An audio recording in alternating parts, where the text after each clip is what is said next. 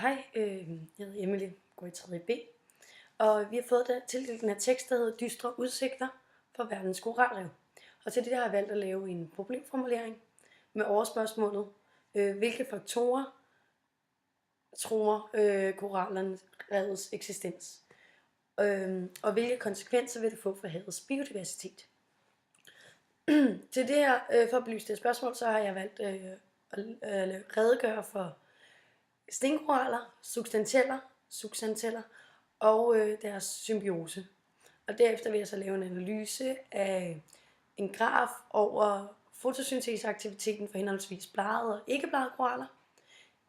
Og så vil jeg lave en kort analyse af havets fødenet og den trofiske pyramide med fokus på korallernes placering og nødvendighed. Og til sidst vil jeg diskutere de menneskedannede trusler mod korallerne. Ja, jeg vil som sagt starte med at redegøre lidt for stenkoraller og substanteller. Ja. Stenkorallerne, det er selvfølgelig en koral. De er farvet og hårde, og deres polypvæv er hæftet fast til deres skelet. Deres skelet, det består af aragonit, som er et calciumkarbonat mineral. Ja. Når stenkorallen dør, så efterlader den sit aragonitholdige skelet. For stenkoraller er nemlig revbyggende, og de udgør faktisk korallernes strukturelle fundament. Så ved at de efterlader de her aragonitholdige skeletter, så er det jo et ideelt sted for de nye koraller at kolonisere sig. Ja. Og det er sådan, at de koraller, vi ser i dag, de koralrev, vi ser i dag, de er bygget på den her måde. Lige siden den første stenkoral blev dannet for ca. 240 millioner år siden. Stenkoraller, de lever i de tropiske farvande, tropiske farvande. Og på trods af, at det er et meget næringsfattigt miljø, så er der en stor biodiversitet. Og stenkorallerne tilpasser sig ved en symbiose med substanteller. Ja. Substanteller, det vælger jeg at kalde dem, jeg er ikke helt sikker på, hvordan man udtaler dem. Men substanteller, det er encellede alger, og de er en 100-del af en millimeter i diameter. Substanteller, de er en slægt af dinoflagellater, og de fik faktisk sin egen slægt i 1990'erne, fordi at man fandt ud af, at det genetisk set var en meget kompleks type, en kompleks gruppe dinoflagellater.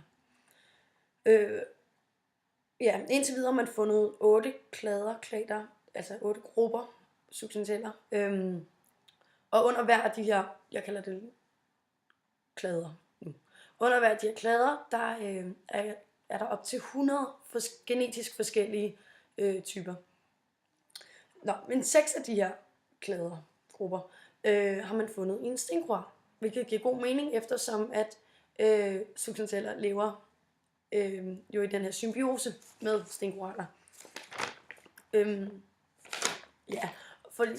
Substantellerne, de fungerer ligesom som små energikraftværker i stenkorallen, og de producerer og overfører kulstofenergi til stenkorallen via fotosyntese.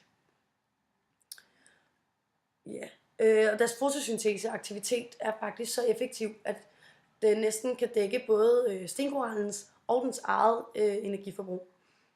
Faktisk bliver 75% af kulstof,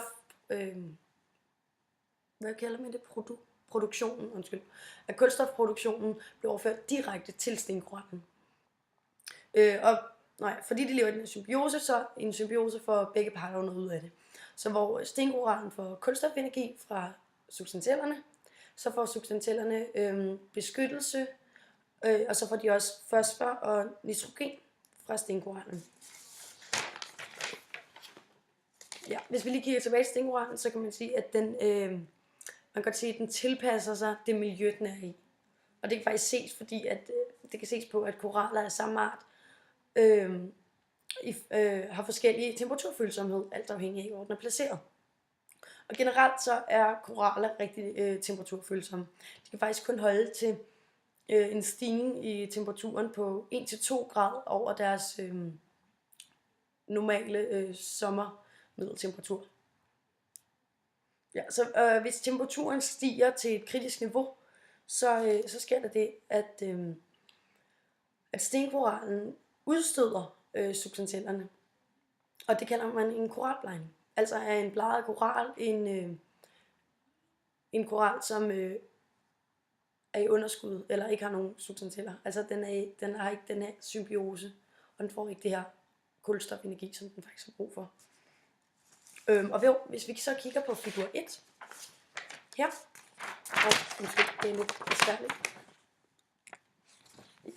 Ja, det kan du se der. Nu er den lidt spejlvendt, det er lidt ret upraktisk. Jeg har vedhæftet den til dig. Ja, der kan vi så se fotosynteseaktiviteten for henholdsvis bladede og ikke bladede koraller. Og hvis vi kigger på x-aksen, som jo er den afhængige variabel, så kan vi se lysintensiteten. Og hvorimod hvis vi kigger på y-aksen, så kan vi se den uafhængige variabel, som er, ja godt nok, det er udskillelsen af O2. Og det er jo, vi skal være O2 via fotosyntese, så faktisk kan man sige, at jo højere op på y-aksen, de her prikker, som du muligt skal se, er, jo større fotosynteseaktivitet foregår der.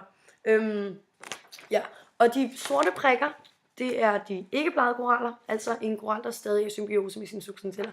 Og den hvide prikker, det er så fra en bladet koral. Ja, og hvis man kigger på det, så hvis man kigger nærmere og læser på tallene, undskyld, det er en lille smule upraktisk, det her synes jeg, det er lidt, hvis vi sad over for hinanden. Ja, så kan man se, at de ikke-bladede koraller har et max i deres udskillelse af O2 på cirka 21. Altså, det sker ved en lysintensitet på 500. Hvorimod at den bladede koral allerede har sit max på kun 5. Og det er allerede ved en lysintensitet på 100. Ja, så man kan altså sige, at stenkorallen har brug for sine substanceller til ligesom at kunne overleve. Der er simpelthen ikke nok fotosyntese. Kigger vi videre, ja, sådan. Ja. Men er det så fatalt hvis korallen uddør? Og hvad er konsekvenserne? Derfor har jeg taget figur 2 og 3 med. Hvor figur 2, det er den trofiske pyramide, og figur 3 er fødenettet. Ikke om du kan se her. Ja, og her har vi simpelthen korallerne. Og i begge tilfælde, der kan man se, at korallen simpelthen er et uundværligt led. Fordi hvis vi fjerner korallerne fra fødenettet, så vil det kollapse. Og på samme måde har vi det her på vores trofiske pyramide, hvor vi på niveau 1 har primærproducenterne. Og under primærproducenterne, der indgår stenkoraller og substanceller. Så niveau 1, primærproducenterne, de udgør ligesom vores pyramides, det er grundstenen. Det er den, hvor pyramiden er bygget op på. Så hvis man fjerner den, så vil pyramiden styrte sammen. Fordi hvis primærproducenterne ikke er der, så kan på niveau 2, der er primærkonsumenterne, ikke? Og hvis primærproducenterne ikke er der, så kan primærkonsumenterne ikke få deres energi.